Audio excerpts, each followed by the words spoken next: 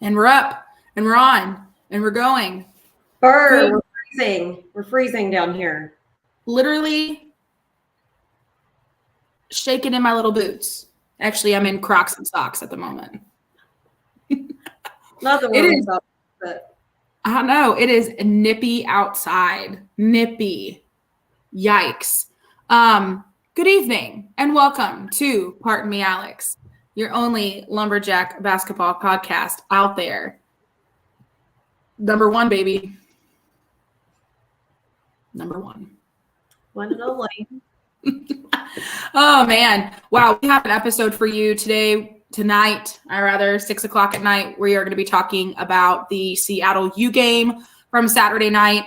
It's going to be a raucous, good time. It's going to be a interesting discussion. It was a hell of a game, and I can't wait to get started.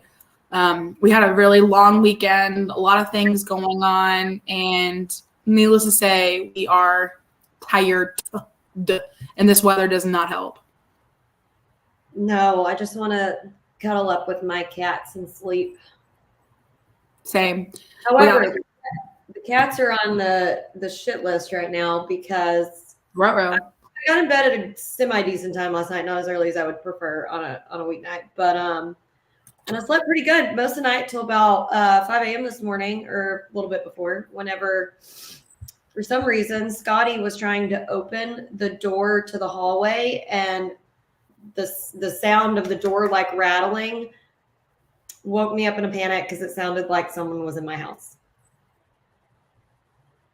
So that was nice to wake up to. Then I couldn't really go back to sleep, and then McGonagall was just pacing around meowing instead of jumping on the bed. So fun. Cats, man.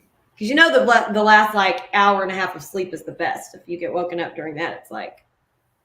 Yeah, because you're like cycling out of REM, and like it's just a deep sleep, and then you're cycling out and waking up slowly, and it's like, oh, and then you could easily fall back asleep too if you're not careful. Oh my God.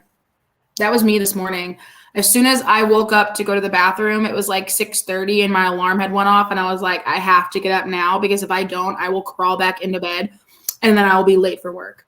So yeah, it's like I saw one of my friends who I used to work with at the bank posted this little, I always call them memes, but it's not a meme. It's like when it's like someone else's post from social media that's funny.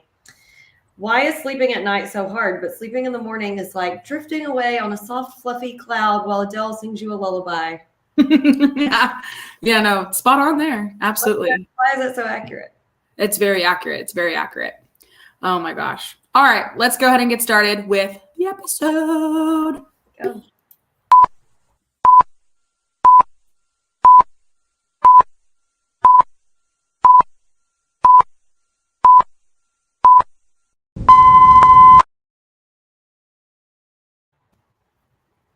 Dang. Hair is a mess. This weather is not helping the dew. Oh no, mine's like 10 times fluffier than usual, but here we are. Here we are. I know before we started, I equated Jacqueline's hair whenever we logged on to a French king in this, 14th century with a wig on. Show it out. There it is. Look at it. Look. Legitimately. And if you're listening, just imagine like King Louis XIV and his wig hair.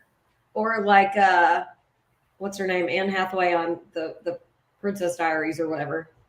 Not quite that bad. Whew, no, that's like a frizz ball. Yeah, you look like a French king. You look like Louis XIV with a freaking wig on. That's what it looks like. I'm telling you, like a rich French aristocrat with a freaking wig on. In the best possible way. Aristocat. Okay. Aristocat. Meow. Oh, damn. You got me there. You got me there. Oh, man. All right. So let's get started. Like I said before we went through the whole entire spiel beginning the podcast, we had a very long weekend of Alumni Association events, man. We had a lot of stuff going on. We had stuff going on Friday, Saturday, and it just kept going, just things, people, but we love it. I mean, honestly, I had a great time. There were a lot of people in town this weekend. this past weekend that we don't normally get to see on a weekly basis. So it was really fun to hang out with them and get to, you know, have a couple adult beverages with. Yeah, no, it was fun. We got to log some good times hanging out with, you know, some of our faves and some of our like OG alumni board members who came back, and various people for the alumni ambassador assembly. It was a lot of fun. Had a great time. Yeah, had an absolutely great time at the brewery on Friday night, and then also at the alumni assembly, ambassador assembly on Saturday morning, even though it was at absolutely the ass crack in the morning. At least they had breakfast for us. But had a great weekend, had a good time, saw a lot of people that we love seeing, and hopefully we'll see them again soon, hopefully for the Heckler Hayes alumni game, and then also for our tailgate as well. So fingers crossed, because we love when our friends come to town. They're always such a good time, and we love seeing them. But yeah, I mean, this Seattle game, holy moly, I guess on, let's see, what was it? The Wednesday game when we played UTRGV, like I wasn't too concerned about that game. I was already thinking about this game, and I was already getting anxious and like dreading it almost for this game, just knowing how well they had been playing. But then when they lost to Sam Houston, I was like, ooh. Could go one of two ways. 100%. Literally, people kept DMing or asking me in person. They're like, what do you think for Saturday? And I said, I'm going to be honest with you. Like Jacqueline said, one or two ways. Either they're going to play pissed because they lost to Sam Houston and they're going to come out swinging and they're going to come out all guns a-blazing, or they're going to be still licking their wounds versus the loss against Sam Houston, and we're going to take advantage of it and play to our best ability and come out on the W side. So, yeah. Oof. So on that note, our general history background info with Seattle U is we had only played them once before this.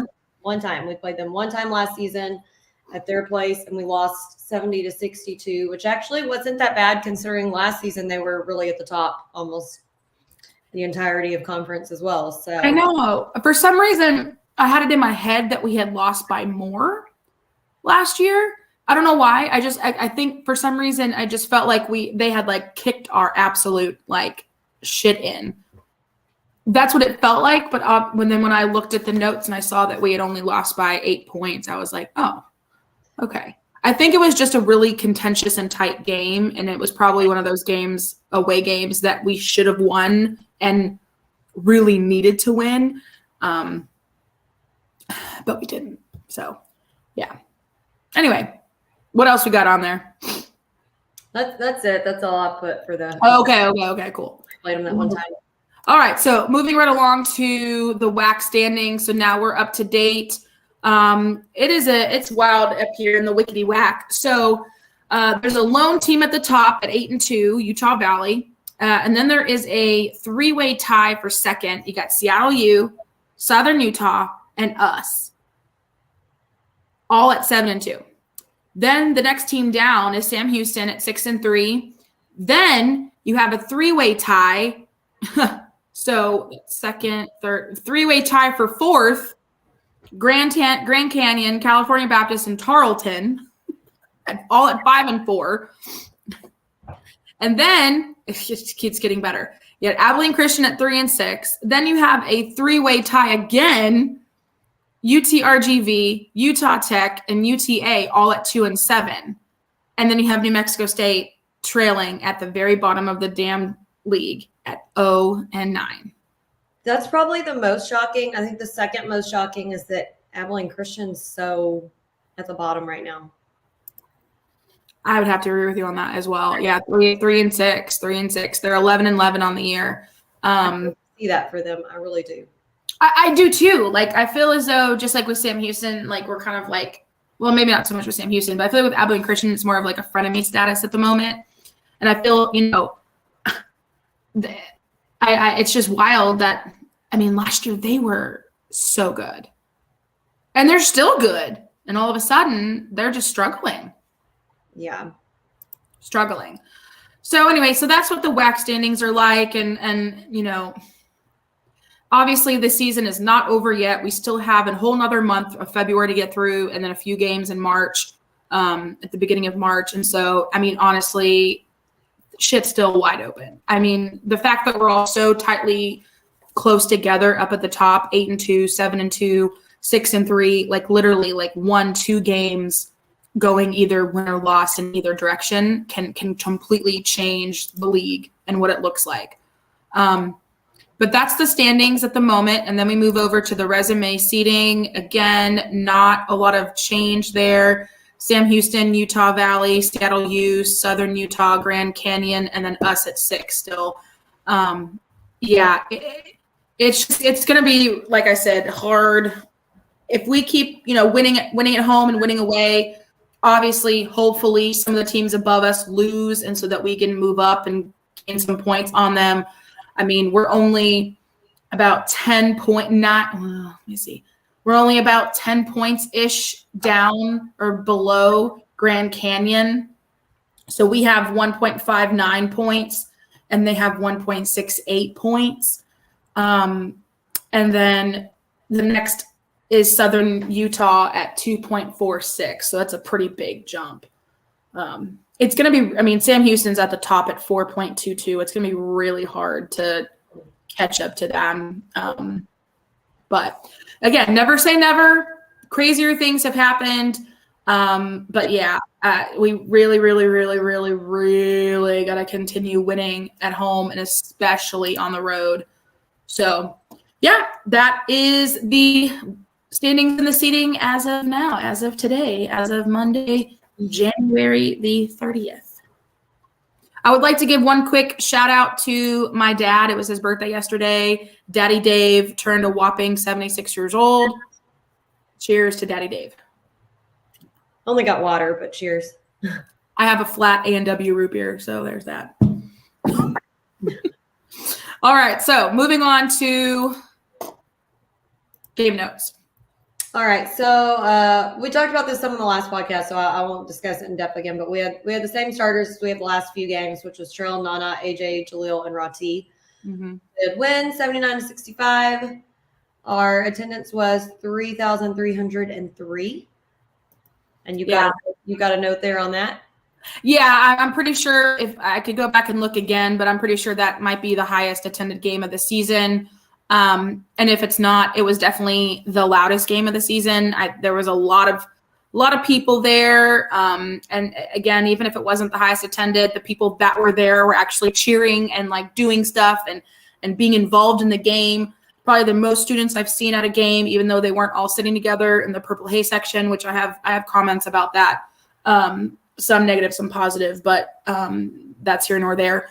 But yeah, no, there were a lot of students there. Actually, I will say that they just weren't all sitting in the Purple Hay section, which again, and then there was a good number of community members and other folks too. I mean, obviously, then a lot of the ambassadors were there from our ambassador assembly. The tunnel thing at the beginning of the game, it was packed. It was crowded down there. The line for happy hour was there was a line. Usually there's no line for happy hour. So that was awesome. It was a really, really good game, even on a crappy weather day. So I was really excited to see the parking lot packed and people in seats, and that just needs to happen every single game, both guys and girls. And I just don't, again, understand what's keeping people away. Tickets were $5 frickin'. Like, you can't even go to dinner or go to a movie for that cheap. Like, this is cheap ass entertainment, people, for 2 hours. It's not asking for much, but yeah, so it was a great attended game. Very pleased with it. We just need to continue on that trajectory and keep going. So that was my little comment about that. Yeah, I was actually very surprised considering the weather, because a lot of people in NAC, especially, there's quite a bit of older fans, I feel like, who come and they don't want to get out when it's rainy, nasty, cold, whatever. So I was really pleased that we had a good turnout. I agree. Same. You want to hit your other note now, or you want to save it for grievance? Well, I guess I can just say the first part and then save the second part for the grievance. Or I'll just say it now. It's fine. It's a game note. So the only person that wasn't dressed out on Saturday was Robbie, and he had been dressed out. He had been playing. So Robbie apparently is having disc issues in his back. And so he was not dressed out. Yeah. 2 thumbs way, way down. So he's having disc issues in his back. He was wearing like this contraption on his back pretty much the entire game. And so I asked the team doctor who sits across from us on the aisle, and I just kind of leaned over and I said, hey, is Robbie okay? And without going into too much detail, he said, yeah, he's all right. And then he said his discs. I was like, okay. And then a few, maybe like 30 minutes later, second half of the game, I leaned over again and I was like, is it something that requires like surgery? He goes, it will if he doesn't sit his ass down and quit jumping up and down. So Robbie? Yeah. Please, for all that is holy, please, don't make me come over there and duct tape your ass to the chair. Quit jumping. Relax your discs, relax your back before we have problems. We were all doing so well. So game note, Robbie was not dressed out. Everyone else was that normally plays. The end. Makes my eye twitch, man. Okay, so Sean Kennedy stat section, we had a field goal percentage of 53.4. Considerably higher than theirs. Theirs was 37.1. Also, our 3-point percentage was almost exactly the same at 53.3. That's not bad. 3-point percentage. Great. It's great. Usually high, 30 something. Their 3-point percentage was 18.2. Yeah. Yikes. Which it didn't feel that bad. You know what I mean? Like, I felt like they had more 3-point, but I guess not. Thinking back and looking at the stats. No, right. They took a lot more than us too. They took 22. We only took 15. Yeah. I see. I'm seeing that now. You're right. But man, I guess it just happened. There was just like one guy that hit a couple. Oh yeah, I see that. It just felt like, oh God, they hit again with another 3. But yeah, they took a ton. All right. They had one player that was 2 of 3. Then they had a 1 of 8, 1 of 2, 0 of 2, 0 of 2, 0 of 3. Our free throw percentage, another little measly percentage I'm not happy with, 56.3. Yes. Theirs was about the same though. Theirs was 52.9. Our points in the paint, we had 32. They did outscore us on the points in the paint. They had 40. We had 13 points off turnovers, 12 second chance points, 13 fast break points. We had 35 bench points. We had maybe the highest rebounds we've had this season, 43. Yeah, that's a lot. However, I do want to note we only had 9 offensive and 34 defensive. And listen, I'm pleased as punch with 43 rebounds. Just saying, our offensive boards are always, which I know the offensive boards are harder to get. I get that. But that's a huge spread there. Holy moly. Yeah. We had 19 fouls. They also had exactly 19 fouls. We had 19 turnovers, which is not my favorite. They only had 12.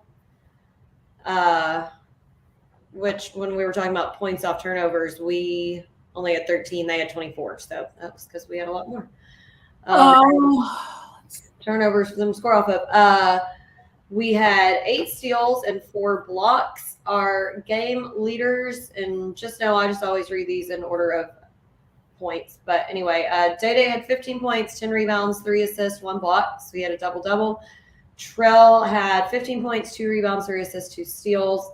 Rati had 12 points, 1 rebound, 2 steals. And then our Pilgrim's Pride player of the game, not the most points, but he had a double-double, 10 points, 12 rebounds, 1 assist, was Nigel.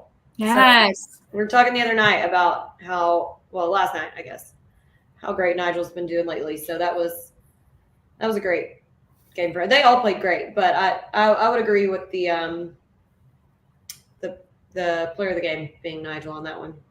Yeah, no, I agree as well. Obviously, for personal reasons, Trell would be my second, but that's just for personal reasons because, my God, I will explain in a minute.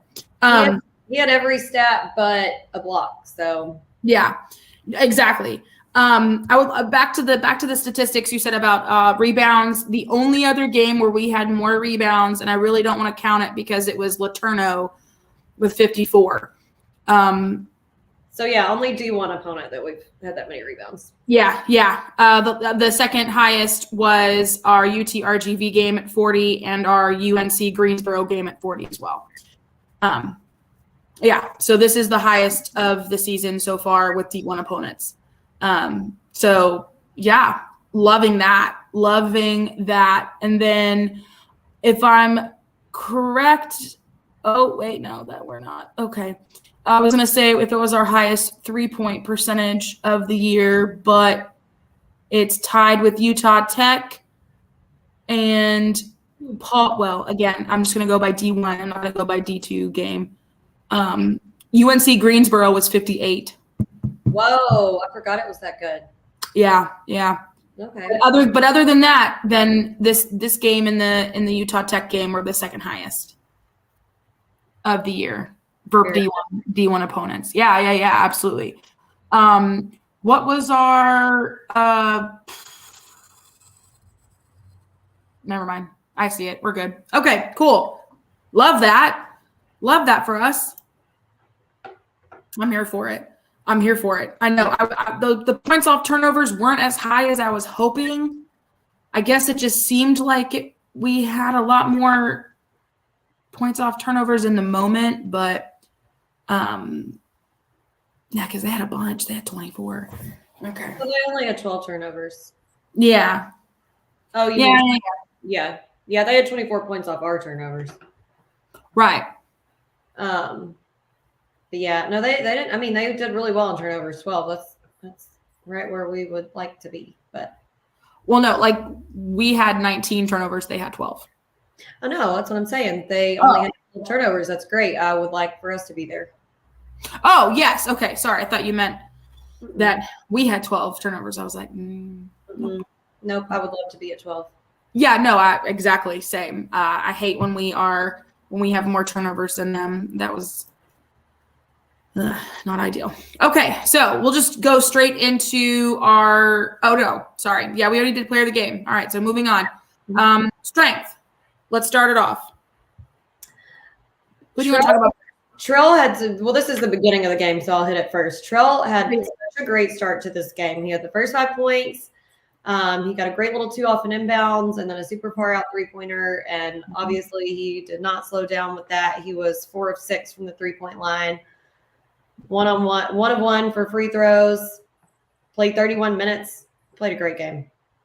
Trell was on absolute fire, and I would like to say that it was sort of my doing wearing the Trell silencer T-shirt and also bringing him his own silencer T-shirt. I would like to say that it was all me because before the game started, I literally right before they do the introductions, I literally waved him down. I was like, Trell, like a freaking idiot, like just an idiot. Okay, I feel like a stalker or something. I don't know, but it was just weird. I was like, Trell, and then he saw me and he looked, and I was like, Yee. I think it was definitely some good juju. I'll agree with that. Definitely some good juju because literally you should have seen his face. You weren't down there yet. You should have seen his face. His face lit up. He was like, and then he pointed and said, yeah, like mouth, I got you, like really hyped up. And I was like, I have one for you. And then it was just, that was the end of it. He was pumped. He was hyped up. He was hitting threes. He was playing good D. He was all over the court. And he was tied for high point. Yeah. Woo! Loving it. 2 steals, 3 assists. Literally, like you said, had almost every stat line except for a block. Yeah. Oh my God. He had 4 threes, baby. Oh. Okay, so I meant to to mention this one in the intro, but I forgot. So we'll put it in the Feast of Strength. But we got to sit by one of the grad assistants whom we have not met yet because he's usually working on cutting up, from what his parents told us, cutting up film and like sectioning it out for like different pieces of film that they might want to glance at during halftime. But anyway, one of our grad assistants who we have not met yet, his name is Brady Bass. His parents sat beside us and they were very lovely and nice. They had driven in from Alabama, but they're originally from Illinois, and Brady was a grad assistant under Underwood at Illinois before he came here. So his wife is the blonde girl who always is sitting by Julia, who we haven't met yet. But I didn't. Oh, okay. Yeah, I was like, okay, we've seen her a lot of games, but we haven't like officially met her. But yeah, and then their younger son was one of the ball boys for the game, so he was like all stoked. They were really nice. I was glad they got to make it out. They said they'd been there since like Thursday or something, so they got a nice little tour of Nacogdoches. So I love that. Yeah, no, I honestly, I'm glad that you did that investigative journalism here, figured out, because I've never had, I know who you're talking about. I just never have met her yet. They just told me. I didn't figure that out on my own. So I will take credit for that. They divulged that okay. Well, wasn't she there, but then she like left. I don't know. Oh, because she was sitting down there. Well, she came.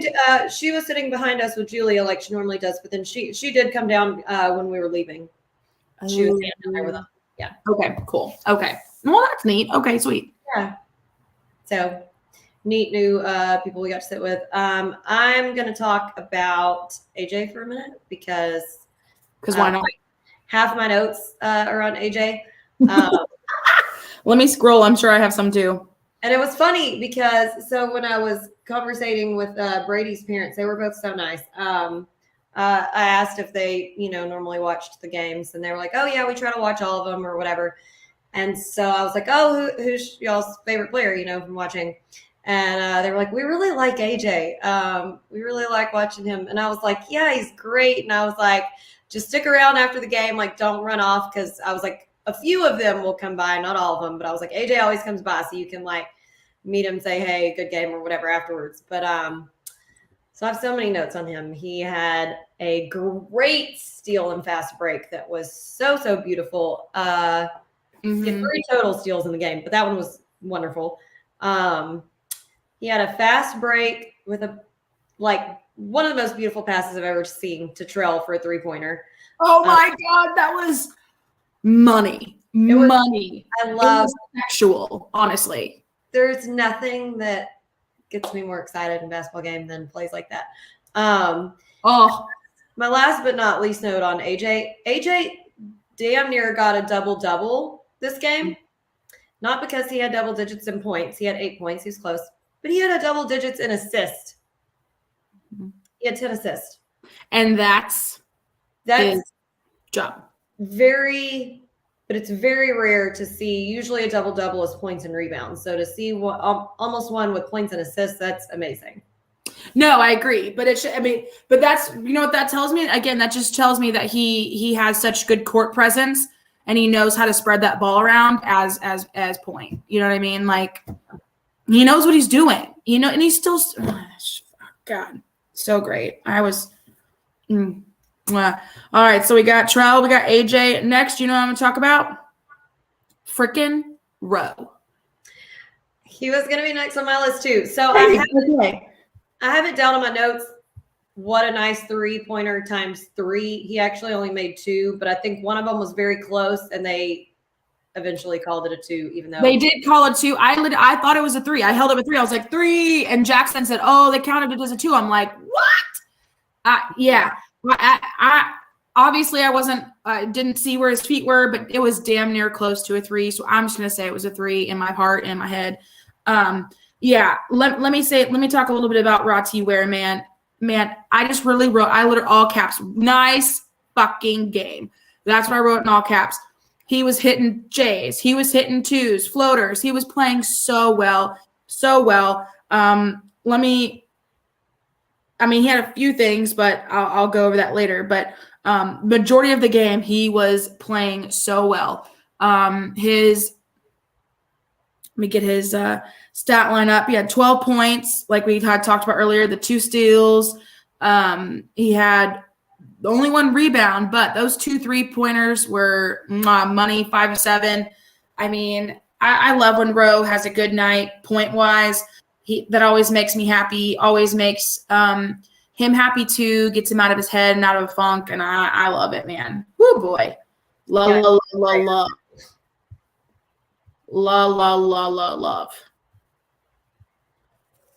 Okay. Nigel. Yeah. He has just been nuts these past few weeks. Just absolutely out of bounds. Insane. He's literally done better each and every game the last probably 6 games, I would say. 100%. These last couple, like literally the game against UC RGV where he played so hard he knocked his freaking contacts out twice. And then this game, he is working his absolute tookus off. Literally working his ass off up and down the court, up and down the court, up and down the court. I got tired watching him. I mean, threes, layups, getting steals, creating chaos on defense. He's everywhere. Yeah. Everywhere. And he's coming off the bench. Yeah, I had made this note before I even did the stats, but I was like, he's doing great battling for rebounds under the bucket on offense and defense. And yeah, sure enough, 12 rebounds. I mean, they were all defensive rebounds. But. Disgusting, though. 12 rebounds? 12. The most rebounds on the team for the game. I know. See, okay, so Nigel had that double-double, and I am so proud of him for that. But I would be remiss if we did not bring up our boy Day Hall. He had a double-double too. Yeah. He had a really good game. I only have one negative note for him that's on the next section. But yeah, Day Hall, baby. Double-double from him, 10 rebounds, 15 points, 4 offensive, 6 defensive rebounds, 7 of 12 shooting. He had a block. He had 3 assists. I mean, he was back, baby, big time. I was so pleased. Oh, my God. His performance gives me chills. When he does his little, like, stop, turn, fake him out, over the shoulder, over the head, little layup, little shot there by the rim, and he jukes him out every time, and I just get antsy. Yeah. He's one of my favorite players to watch. And yeah, he played great. Only stat line he didn't hit was a steal. We've said this before and we'll say it again. His court presence and intelligence is off the Richter scale. He plays such an old school style of offense. It is just mind boggling how good this boy is. It's very fundamental. And that's what I love about it the most. Yes. And another thing about him, and I'll also tack on Derek with this too. They both are down there fighting for balls, their own shots, trying to get putbacks, trying to get their own rebounds. And those two, not saying that others don't, but those two, they stand out because they literally do not give up constantly. They are down there fighting dudes that are, 4 or 5 inches taller than them, and they are just making them look dumb. I agree. Just insanity. All right, let me go back through my notes. I'm trying to see if I didn't miss anything. Talked about Trell, how he saw the shirt, freaked out, threes. Okay. Defense, again, creating chaos, especially first half around the 16, 17-minute mark. Playing really good D. There were 4 turnovers in a row. 4 in a row. Love to see it. Press you hardcore around 16, 17-minute mark in the first half. 4 in a row. God, love to see it. let's see here. Some good passing. There were obviously some bad moments of passing, but we'll get to that. But a couple good bounce passes into the lane. And then, of course, a good bounce in for a 3 from JJP. Holy shit, that little bounce. Literally, JJP shoots the ball. It bounces up. I'm thinking, oh, shit, not going in. Bounces right back down into the hoop. Love it. I think he also made, if I remember correctly, I think it was a 3 that was off the glass. And I was like, gotta call glass on that one next time, buddy. I know. Let me look at his stats. Well, he only made 1 3. So wild. He only scored one basket. Okay. Yeah. And it was that 1 3 that bounced in up in the air and in. Let's see here. Great rebounding, Nana. Where's he at? He had 4 rebounds. Obviously, not as many as Day Day and Nigel, but the 4 he had were like fighters. He was in the mix, and I mean, basically fighting his way into that rebound. So working hard under the basket tonight, doing the best he could. He had 6 rebounds. He was 3rd on rebounds this game. Yeah. Yes, he was. Yes. Oh God. Day Day with the offensive board after the free throw miss. I think it was Derek, that may have missed the second free throw, and then Day Day got the offensive board immediately, and then boom into the basket. Just the heads upness. Blocking out and getting the offensive board off of that and then getting in. Nana almost had a wide open ass 3. God. Yeah. I wish you would have made. God, that was. I know. And I was waiting on it too because I know Brady's parents were sitting there beside us. I leaned over and I was like, he never shoots 3s, but generally almost always makes them when he does. So it was rare that he missed that one. Still a great shot. Still a great shot. I mean, honestly, wide open 3, great shot, good look. Just had a little too much on it, I think. A little too much sauce on it. And then another note I had, great ball movement by the team. Then boom, pass in the lane to Nada. Boom, reversed it in. Love it. Love it, love it, love it. And then one other note, during his post-game presser, Kyle said, this is the second game in a row that Kyle said that he was proud of the team win. And I was like, oh, good. I'm glad you were proud. So, anything else you got? Sure, they love to hear it too. No, that's all I had. Okay, good. All right, moving on. With the airing of grievances, I got a lot of problems with you people. Now, you're going to hear about it. You. All right, start us off, girl. So I'll start with this one because it's not a huge grievance, but because Day Day played amazingly, and this isn't any like knock on him at all, but I feel like there were several. I don't like to use the term easy shots because none of his shots are easy objectively because they're all ones that he has to work really hard for. Mm-hmm. That's the type of player he is, and with the size and the position he plays. But a lot of them were the ones that he normally makes look easy and go in, and several of them like just kind of bounced around and didn't go in. And so I'm not like mad about it, but I hate that for him because there were several that were like so close and just kind of bounced around and out, and he probably would have had like 25 points if those few just like little iffy ones would have gone in. But I know that was very stressful. I agree there. Okay, let me pull it up. Obviously, we talked about Robbie not dressing out in the game notes. That is frustrating. I just want him to be cognizant of the fact that he has to make sure that he is chilling it. If he's on the bench, sitting there, he needs to sit his butt down, quit jump. I know he gets excited. I get it. And I love his passion and I love his fire. But when you're injured and you're hurt, tone it down. Yeah. Okay. Let's see here. Man, the first few minutes of the game were kind of rough because it was just back and forth, back and forth, back and forth. No one was scoring. And then finally Trell opened it up with the score.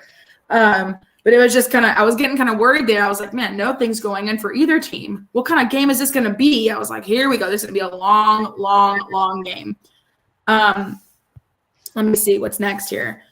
I have a small note. This is a huge grievance because I think it will work itself out because I think he just hasn't had many of these in the game situation yet. But we got to improve on Jalil's free throws because he was 1 of 4. And like I said, I think he just hasn't had that many in-game free throws yet. So I'm sure that'll pick up. But especially with the position he's playing, we should be hoping to get him to the free throw line quite often. And as our friend in the stand says, they're free, baby. They're free, baby. Yeah, I agree. I'm glad you wrote that. You said that because I wrote that down as well.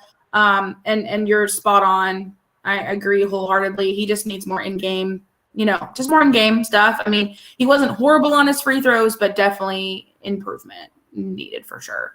I wrote this down during the game because I guess during the game it just felt like he was killing us.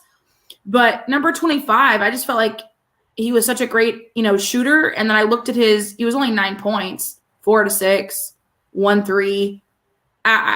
During the game, I felt like he was killing us. It was more so number 5 and number 00. I got a grievance on number 0 here. He was a flopper big time. Well, he got the tech for it. To get the tech for it once. Then he got away with it another time for a foul on Rati, and that brings me into another grievance. Rati got called for 2 of his 3 fouls were complete BS fouls because one of them was 0 flopping the second time and not getting caught. The other time was right before halftime, and I can't remember who it was on their team who shot. Had to be either 0 or 23. But anyway, was shooting a 3-pointer, and literally Rati just went like this beside him, and the kid fell, and they called fell on the 3-pointer to give him 3 free throws, and it was total BS. So 2 of Rati's 3 fouls were complete BS fouls. Thank God he missed 2 of the 3. But yes, I agree. Speaking of fouls, since you brought up the fouls, I'm just gonna bring it up. I'm just gonna talk about it now. Let me go up here. First of all, yeah, it had to be 0, stupid little flopper, because he didn't shoot any 3s. Oh, yeah. It was 0, 100%. Chris Victor, I think he's a great coach, but he was way out of bounds here. He should have been teed up at least 1, if not 2 times. He was talking and yelling and arguing with that one ref so much, and he was way out of the coach's area and way off onto the court. Should have been teed up. And the fact that the refs allowed him to speak like the way he was speaking to them is insane. Y'all already know I went wild on that one because number 1, he was way out of his box, and then when they told him to go back, the way he was yelling and speaking to that ref, I literally was yelling at the ref. You gonna let him talk to you like that? Like, you gonna let him speak to you like that in front of everybody here, and you're not gonna call it? Because that is one of my huge rants for my own personal connection and expertise of ref. You gotta set a certain level. Of course, sometimes the coaches are gonna get upset. They're gonna gripe. They're gonna yell, and a lot of referees will let a lot of that go. And also, of course, it depends on the relationship that you have with that coach, and maybe if you ref for them a lot, then they kind of know where the line is. But in my opinion and my observance of that, it was way over the line, and there's got to be a certain level of respect that you, as a referee, command from the coaches, and be like, you're not going to speak like that, because you got to set a boundary, because if you don't, and the players see that you're letting the coach go left, right, and center screaming at you like that during the game, then they're not going to have any respect for your authority either. And I just think it can get very messy very quickly if you don't have a certain expectation of respect and restraint. And that was not it at all. You hit the nail on the head. You explained that probably a lot better than I would. But no, I agree 100%. The way that he was acting. Let's just say it this way: if Kyle Keller would have said what he said to the refs and yelled and argued the way that he did with the refs, he would have been teed up immediately. Let's just be honest. Because does Kyle get upset and does he argue and kind of yell back? Yeah, but he does not. He didn't. Hey, I don't know. I've ever heard him. Maybe once, maybe say the things. I mean, this guy, Chris Victor, again, I think he's a great coach, but that was over the line. Literally and metaphorically. Because he was literally outside. Literally outside of the box. He was so far outside the box. That's how far down he was. He was in our box. He was on our side of the court. He was almost to our bench. I know. So there's that one. And then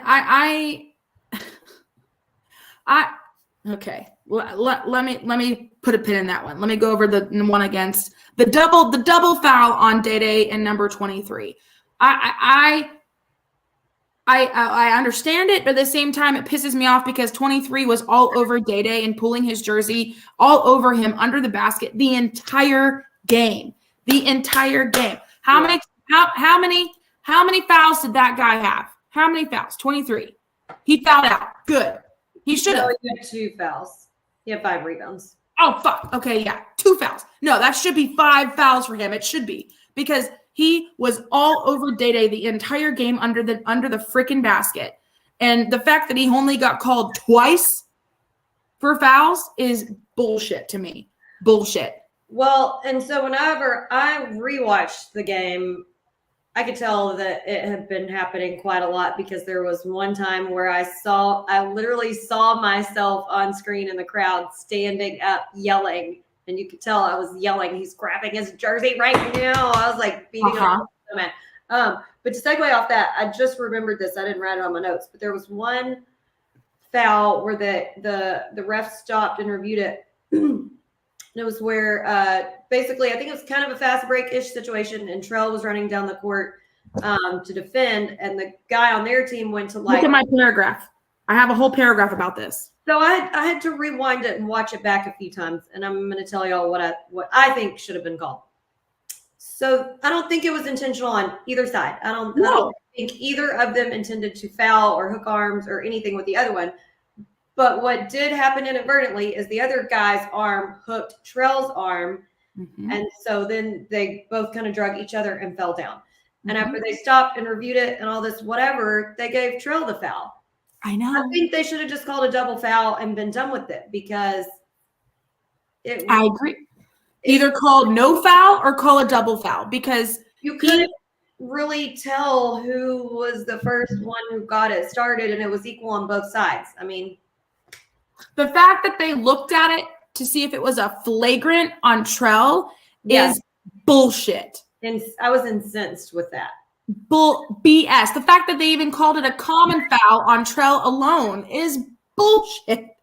It was, if anything, no foul whatsoever because they both collided. It wasn't like it was an intentional hooking on either side. They both collided on each other, and they were both kind of like breaking each other's fall.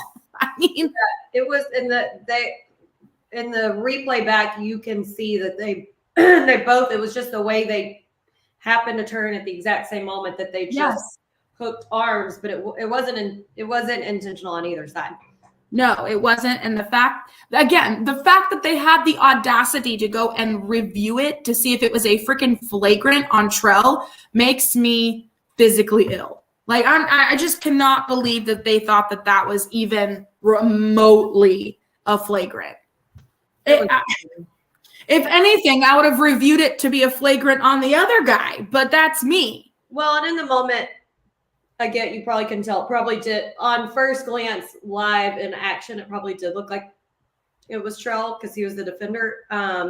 But when you reviewed it, and I can totally get, I don't think they would review it and not call anything, because when they review, they can only like overthrow the call if it's absolutely completely if it's obvious. Whatever, I'm trying to think of the word, but for lack of a better word, obvious that it's clear. Yeah, you have to have evidence. It's like in football. You have to have. They didn't just not call anything, but I feel like they could have just called it a double foul and been done with it. But. I know.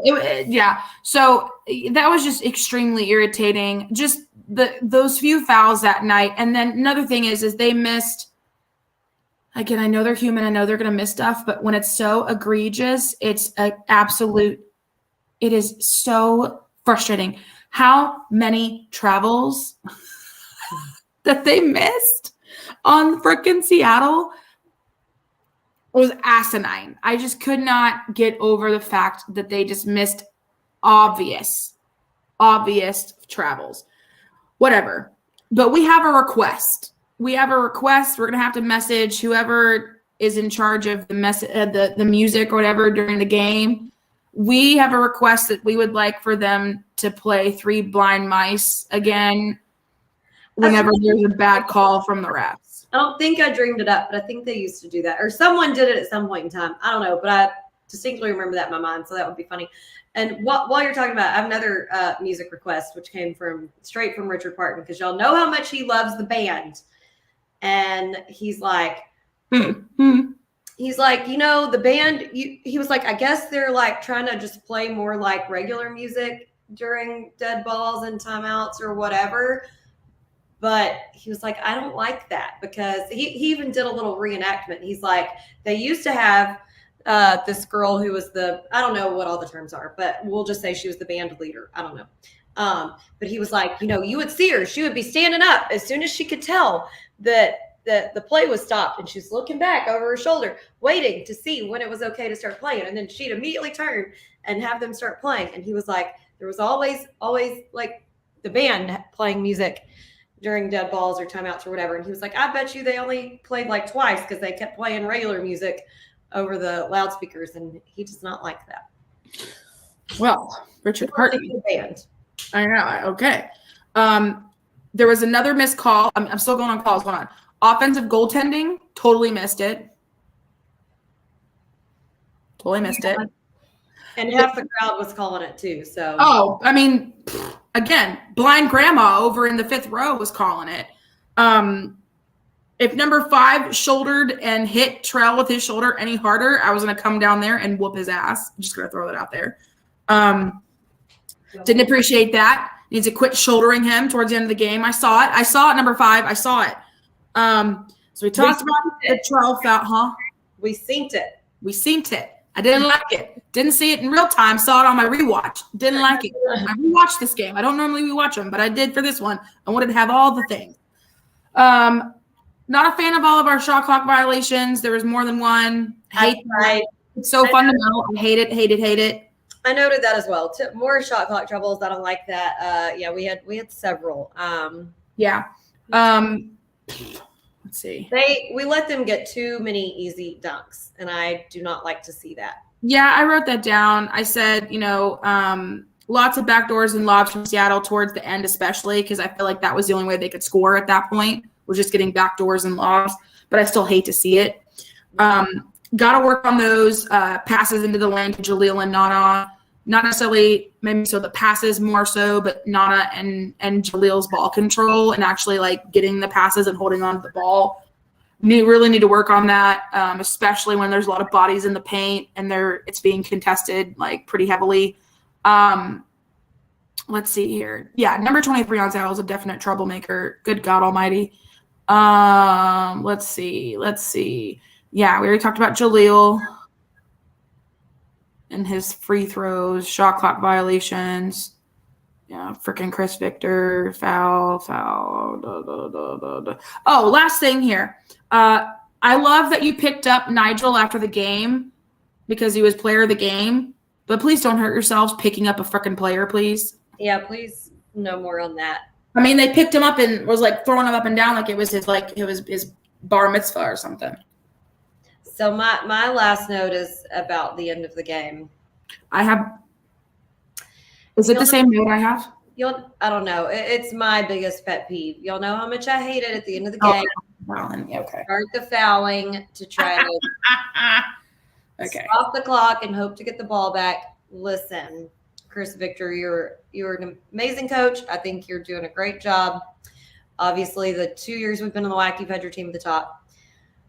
Let me share a little piece of wisdom with you. If you were down by 12 points with 30 seconds left, it's too late to foul. It's too late. Which brings me to my last grievance.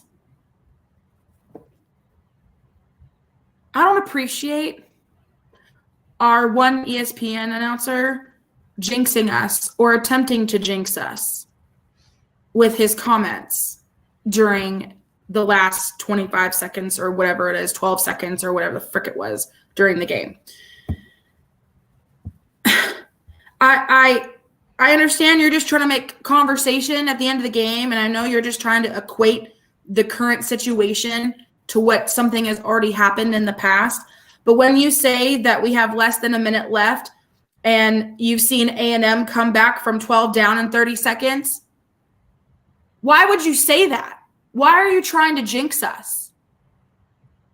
I was fuming. Well, most sports nuts, we're pretty superstitious, so maybe just don't. Don't do that. Don't say, well, you know what? I don't know. I've seen A&M come back from 12 down from 12 in 30 seconds or less, so maybe Seattle might be able to do it. What are you doing? What are you doing? You're literally our ESPN announcer. What are you doing? If you don't have anything constructive to say in that moment, shut your mouth. Like, I'm tired of it. We just don't want to be jinxed. I don't want to be jinxed. I'm very superstitious. I'm very cautious about things. Don't do it. Don't. It's annoying. Check yourself. God. Ugh. Just dumb. Dumb. All right. So, Jacqueline Well-Parton, if you had a word, one word to be exact, to describe this game, what would it be?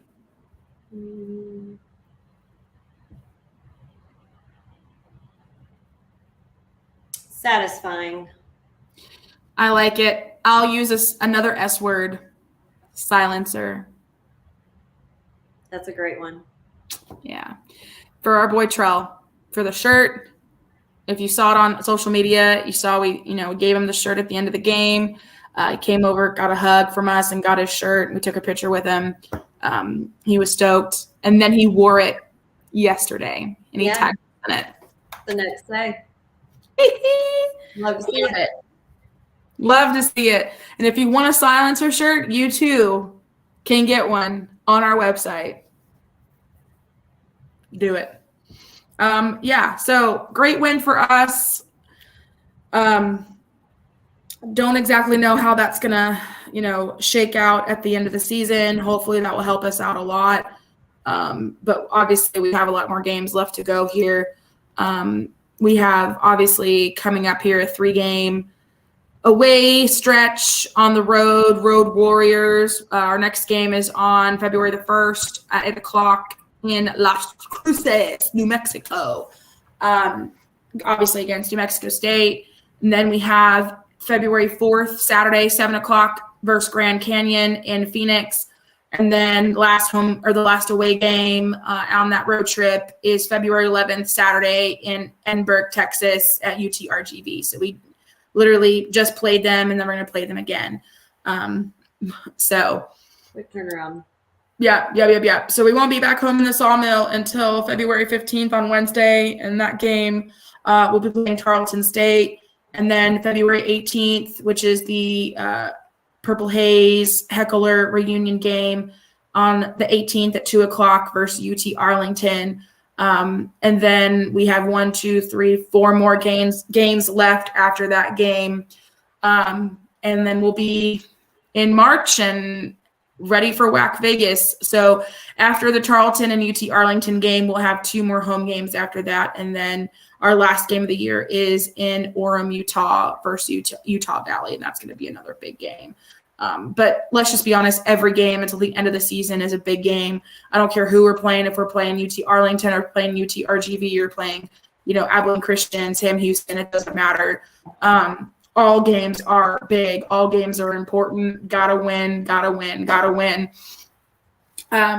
So February 26th, that Sunday game, Sunday Fun Day, we are doing a tailgate in the parking lot. And if you are interested in attending and coming, please do. I'm meeting with alumni and a few other people this week to hopefully maybe nail down some things, drinks, free drinks, beverages, adult bevies, and maybe some food. Got to figure that out as well. And then also gonna get some tents potentially too. So gonna be a nice little Sunday Fun Day tailgate. Hopefully get a bunch of people out there and into the game, since it's a nationally televised game there on that Sunday, February 26th.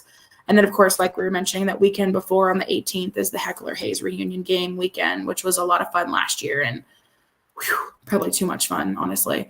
But yeah, we had a good time for that. Trying to think if there's anything else to remind people of other than the normal. Yeah, I think that's it, honestly. So make sure you're following us on all the social media sites, again, Facebook, Instagram, Twitter, subscribe on our channel, on our YouTube channel. And then of course, make sure you're supporting My Plates, an easy and fun way to support SFA Athletics. You can get a 1-year, 3-year, 5-year membership, or I guess subscription with your My Plate. You can get personalization, no personalization. It's completely up to you. It's very customizable. Just go to www.myplates.com/lumberjacks. You can also get a $50 rebate too. Great way to support your Lumberjacks and all of the SFA Athletics family. We love our My Plates. People have been, of course, ordering My Plates constantly because of our plates and because of us doing this on the podcast. And so keep ordering, people. Keep doing it. We love it. We love supporting My Plates and Sean Kennedy. And then, of course, the last reminder is to, anytime you guys are drinking a beer at the game, make sure you're drinking a Purple Lights. Anytime you drink a Purple Lights from Fredonia Brewery, you are supporting SFA Athletics. A portion of those sales goes right back to SFA Athletics. So make sure that your beer choice is simple. It's Fredonia Brewery and it's Purple Lights, because it tastes like victory, baby. It is good. Coming from a non-beer drinker, it's definitely good. Yeah. And if you go during the happy hour, Purple Lights happy hour, right before the game starts, you can get it for $3. Can't beat it. We said that at the same time. Great minds. Yeah, can't beat it. The best price in town. I mean, literally, you can't get a beer for $3, a craft beer at that, either for $3 anywhere. So make sure when you guys go to the games or go to the brewery itself, you order a Purple Lights. You get 6 packs, all that stuff. All of that is supporting SFA Athletics. Woo, man. All right. Right around an hour and 3 minutes. Time to end it, girlfriend. Hope you guys have a wonderful week. Stay warm, stay dry. Hopefully this rainy weather, I'm good with the cold. It's just the rainy weather makes me just so blah. Exactly. Yeah. Cold is fine. Rain is fine. Cold and rain together, I'm not a fan. Bingo. Exactly. I agree. Yeah. Jacqueline and I are getting our WAC Vegas plans kind of nailed down this week, and working on getting everything done and ready for that. If you guys are planning on also heading to WAC Vegas, let us know. We would love to hang out with you. Yeah, I think that's it. Kemper, make sure you haven't told the guys that they have to come give us hugs. Kemper, get on it. We want to give hugs and handshakes and high fives after the game to everyone. Kemper, you're our guy. Figure it out. Counting on you. Counting on you, buddy. All right. No pressure. None whatsoever. Exactly. All right, everybody, again, have a wonderful evening. We love you. Thank you for your support. Go order yourself some new Lumberjack game day apparel from our website. And as always, axe some jacks. Without some jacks.